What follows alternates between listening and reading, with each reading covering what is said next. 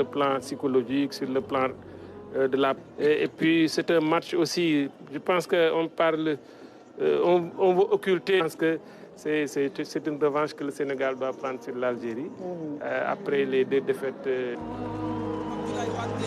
Pour ce match de prestige, affiche alléchante, les champions d'Afrique 2022 qui feront face aux champions d'Afrique 2019 à Djam. C'est un match amical, mais c'est un match qui est plein d'enseignements. C'est un match prétexté cette rencontre-là à l'endroit des victimes du séisme au Maroc. Et sur les écrans lumineux, il est écrit un peu partout: nos pensées vont au peuple marocain. On observe cette minute de silence.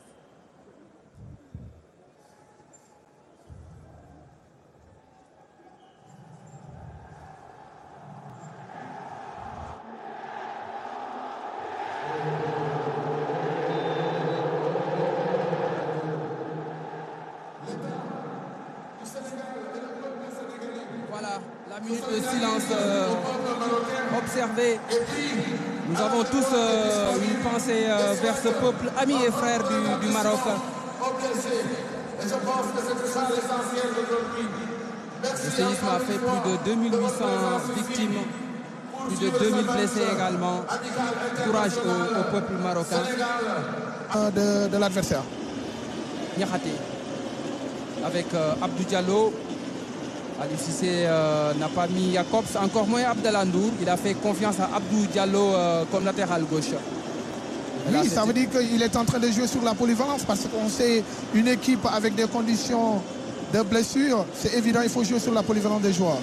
C'est vrai que Jacobs n'a pas eu beaucoup de temps de jeu en ce début dans les jambes. On renverse vers Pape Matar Sarr. Pape Matar Sarr. Matar contré par Sofiane Fegouli. Et Abdou Diallo va mettre dans la boîte. Et c'est Aïssa Mandi qui dégage ce ballon. Et très bien sur le côté gauche. Il y avait une position de hors-jeu signalée. Souvent Sadio doit pouvoir changer également sa course de jeu en décrochant, en allant vers le porteur de la balle. C'est vrai, il faut toujours jouer dans le sens du ballon, surtout du jeu. Mais à part moment, il faut varier son jeu, car Sadio Mané est capable également de tenir le ballon et de pouvoir dribbler un adversaire, son vis-à-vis. Entre Sadio et Pape Matar Sarr, il y a souvent ce manque de coordination, comme on l'avait souligné en première période. Manque de coordination entre les appels et les passes. Il y a toujours un petit retard. Exactement, je pense que souvent c'est... Attention pour... Excellent contre-attaquant. Lui aussi, il a un sacré client, à la personne de Sadio Mané. Sadio Mané, bien sûr. Ce sera un duel intéressant à surveiller dans cette partie. Ait Nouri, pressé par Pathé Ciss. Il n'arrête pas de presser, d'aller au duel. Il est en train de faire un excellent mouvement entre lui et Idrissa Gana. C'est la position d'Idrissa qui donne une petite liberté à Pathé Ciss de pouvoir jouer le relayeur à droite. Mahrez, pressé par Abdou Diallo. Mahrez qui garde toujours le ballon. Bien défendu de la part d'Abdou Diallo. Ben Sebaini, latéral de métier mais capable de jouer en défense centrale. Rami Ben Sebaini. Riyad Mahrez vers Youssef Attal. Attal qui va provoquer Attal. C'est Moussa Niakhaté qui concède le corner. Bien défendu de la part de Moussa Niakhaté. Je pense qu'Abdou doit pouvoir pousser l'adversaire dans le couloir extérieur. Donc il faudra éviter de courir derrière l'adversaire. Au contraire, c'est de courir, essayer de devancer l'adversaire et de le pousser dans une zone où il n'aura pas trop de solutions que de frapper sur le ballon sur vous. Le corner à venir avec Riyad Mahrez, capable de le mettre dans la bonne zone et mettre en difficulté Edouard Mendy et la défense sénégalaise. C'est bien tiré par Riyad Mahrez. La tête de Pathé Ciss, prolongée par Iliman Ndiaye. 0 qui pour Ait Nouri. Ait Nouri a bien vu Fegouli. L'enchaînement de Ben Sebaini contré par la défense sénégalaise. La passe de Ait Nouri pour Fegouli était fantastique. Jackson et le tacle propre Taït Nouri qui est allé couvrir de l'autre côté, compenser un peu la montée de Youssef Attal. Bonne Côté stratégie son flanc gauche pour belle affiche. Ouais. Belle affiche ce soir à Diamniadio avec les deux derniers champions d'Afrique qui se font face. Ouais. C'est une finale de CAN, Ibrahim. C'est une finale de CAN. Ça peut être l'affiche de la prochaine finale à Abidjan, on le souhaite. Très possible. Et je rappelle que le tirage au sort de la phase finale de la CAN aura lieu le 12 octobre prochain à Abidjan. C'est d'ailleurs ce qu'a dit Léon Mouta en disant que c'est une finale de CAN, Léon Mouta. Nous sommes à 4 mois du début de la Coupe d'Afrique des Nations. Pathé Ciss qui est en train de faire un très bon match. C'est vrai que... Fegouli vers Youssef Attal. Attal avec Bagdad Bouneja poursuivi par Moussa Niakhaté. C'était Fares Chaibi qui avait fait cet appel-là. Koulibaly avec Idrissa Gana Gueye. Face à un bloc algérien. Iliman Ndiaye, Sabali, Pathé Ciss. Sur ce plan, on voit le bloc algérien très bien organisé. Iliman Ndiaye est capable de dribbler dans les petits espaces avec sa percussion et sa technique. Se régale Jackson. Le renvoi de la défense algérienne, pas de prise de risque avec Ben Sebaini, ballon récupéré par Abdou Diallo. Il y a une chose intéressante dans cette équipe sénégalaise, c'est que quel que soit Alpha, on défend minimum à 3 derrière. Ouais. Abdou Diallo. Diallo pressé par Bounedja. Plié Mahrez. Ouais. Ils sont en train de faire leur exercice favori, je pense, en faisant 38 fautes sur 53. Un pressing constant sur le porteur du ballon. Ouais. À 2, à 3. Koulibaly. Avec Sabali. Iliman Ndiaye est disponible. Iliman Ndiaye vers l'intérieur du jeu. Iliman. Et finalement, c'est Taït Nouri qui commet la faute sur Iliman Ndiaye. Et le carton est de sortie pour le latéral de Wolverhampton. Ça peut sembler paradoxal, mais je pense que Iliman a parfaitement raison, parce que c'est une équipe qui commet également beaucoup de fautes dans les duels.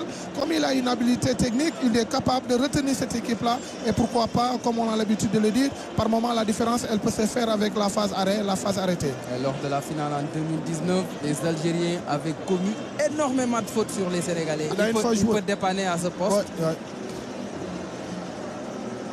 Et Sabali ne va pas continuer le match, blessé, remplacé par Crépin Diatta. Et à Maputo, il y a quelques mois aussi, c'était le cas. En mars dernier, il avait les béquilles quand on rentrait de Maputo. Il s'était blessé en seconde période face au Mozambique. Mais c'est un Gaindé. Ouais. Il va nous revenir le plus rapidement possible, Sabali. Crépin Diatta va dépanner à droite comme latéral. Ça peut être un bon atout. Et on a remarqué que le Sénégal favorise souvent les sorties de balles à 3. Donc ça peut être un excellent prétexte à condition que la base soit faite par les 3 défenseurs, à savoir Diallo, Moussa et Koulibaly, et on donne une petite liberté à Crépin Diatta pour apporter cette solution offensive. Riyad Karim Mahrez au coup franc. Ils peuvent être dangereux sur ces séquences-là, les Algériens, surtout avec Aïssa Mandi et Bagdad Bouneja, Ouais. qui sont d'excellents joueurs de tête. Riyad Mahrez. Mahrez qui met ce ballon au second poteau, la tête et le but de Fares Chaibi qui surprend la défense sénégalaise après un coup franc très bien exécuté par Riyad Karim Mahrez. Ah oui, tu l'avais dit, tu avais ce pressentiment-là. Et surtout, on défend très mal la deuxième jaune sur le dos du défenseur. Mais l'un dans l'autre, la balle était magistralement très bien tirée, Ibrahim. Par Karim Mahrez, pied gauche soyeux. du pensionnaire d'Al Ahly. Et c'est le jeune Fares Chaibi, 20 ans, le joueur de l'Eintracht Francfort, qui marque ce but pour les Fennecs d'Algérie. On revoit au second poteau, il y a quelqu'un qui a lâché le marquage. Oui. Parce qu'il a pu marquer ce but tout en étant entre Abdou Diallo et Iliman Ndiaye. Il ne peut pas être dans cette zone. Il ne peut pas être dans cette zone et qu'il n'y ait personne pour le prendre. C'est vrai que Abdou Diallo est concentré sur le joueur qui est devant lui. Et d'ailleurs, Abdou Diallo est en train de faire le reproche à Iliman Ndiaye. Exactement, parce que Iliman doit serrer sur cet adversaire-là. Et parce que si le ballon traverse Iliman, ça veut dire que le ballon va être dans une zone morte, c'est-à-dire une zone qui n'est pas dangereuse. Le buteur Fares Chaibi a entraîné sa première cape avec l'Algérie au mois de mars dernier. 20 ans seulement, l'ancien de Toulouse, qui permet à l'Algérie de mener 1-0 devant le Sénégal à Diamniadio.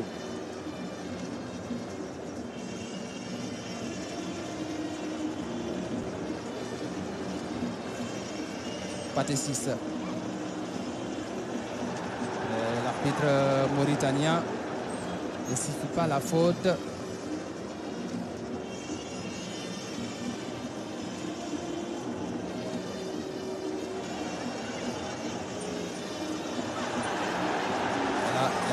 Faute. Je pense que Iliman doit jouer un peu plus vers l'avant. Ça tient bien le ballon, mais ça permet à l'adversaire de resserrer dans son bloc. Donc il est plus facile de taper une fois et après varier sa course. Jackson avec Diallo. Diallo qui ressort. Il fallait jouer devant. Kouyaté avec Crépin Diatta. Crépin Diatta, le centre de Crépin Diatta, la tête de la défense algérienne, c'est Rami Ben Sebaini qui concède le corner. Peut-être le corner de la dernière chance pour le Sénégal. Ouais. Le banc algérien est debout. Tout le banc est debout. Tout le banc est debout. Et le public est debout aussi. Sadio Mané au corner, la tête de Koulibaly.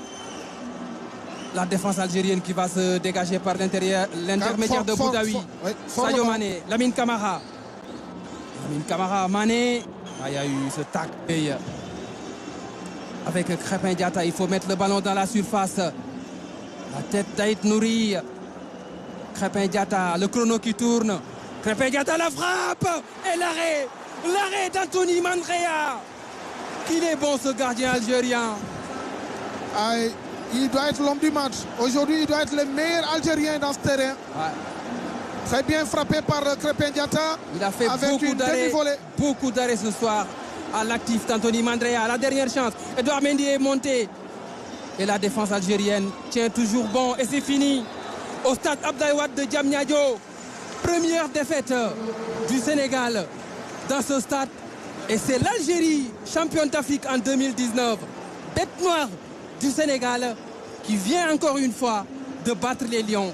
On l'a dit en début de match, les matchs entre le Sénégal, c'est la 4e défaite face à l'Algérie. Il y a eu une défaite en amical en octobre 2015 à Alger.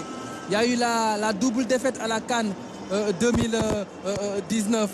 Il y a eu le match nul à Mongomo en 2015. Mais là, c'est 4 défaites du Sénégal face à l'Algérie sous Aliou Cissé. Mais je pense que c'est des défaites qui vont... 2 défaites en match amical et 2 défaites en match officiel. Un match nul à la CAN en 2017 au Gabon. Mais je pense que cette défaite va permettre, comme l'a d'ailleurs dit Belmadi, qu'effectivement, ils ont su surfer sur leur défaite pour pouvoir se tirer vers le haut. S'ils ont choisi aujourd'hui le match pour jouer avec le Sénégal, c'est parce qu'effectivement, ils veulent se mesurer à ce qui se passe le meilleur en Afrique. Et aujourd'hui, pour la référence, c'est le Sénégal. Et je pense que le Sénégal va également tirer des enseignements sur ce match-là pour pouvoir aborder dans d'excellentes conditions les matchs à venir. Et à mon humble avis, beaucoup de choses ont reflété dans cette compétition-là. Et je suis sûr que beaucoup de notes vont être prises par les membres de l'encadrement technique, car c'est un match de repère, un match de référence. Et si le Sénégal a perdu ce soir, Souleymane Diallo, je pense qu'on peut avoir beaucoup de regrets puisqu'on pouvait tuer le match en première période. Le Sénégal a eu beaucoup d'occasions de but, même en seconde période. Mais c'est l'efficacité qui n'était pas au rendez-vous ce soir. Ouais. On l'avait dit, si on devait décerner le meilleur joueur en première période, c'était le gardien de but. Ça veut dire quoi? Ça veut dire qu'effectivement, il a dû sauver son équipe dans ce match-là. Et ça montre les actions, l'assaut de cette équipe sénégalaise dans cette surface dangereuse. Mais l'un dans l'autre, comme tu l'as dit, effectivement, il y avait un manque d'efficacité de la part de nos joueurs, mais qui peut être compréhensif si on fait des recoupements dans le discours de Aliou Cissé, qui avait dit qu'effectivement ils ont un chantier sur le plan offensif. Ils ont fait leur deuxième séance d'entraînement. La dominante était sur le plan offensif. Il est à cœur effectivement que les approches, Ibrahima, il est plus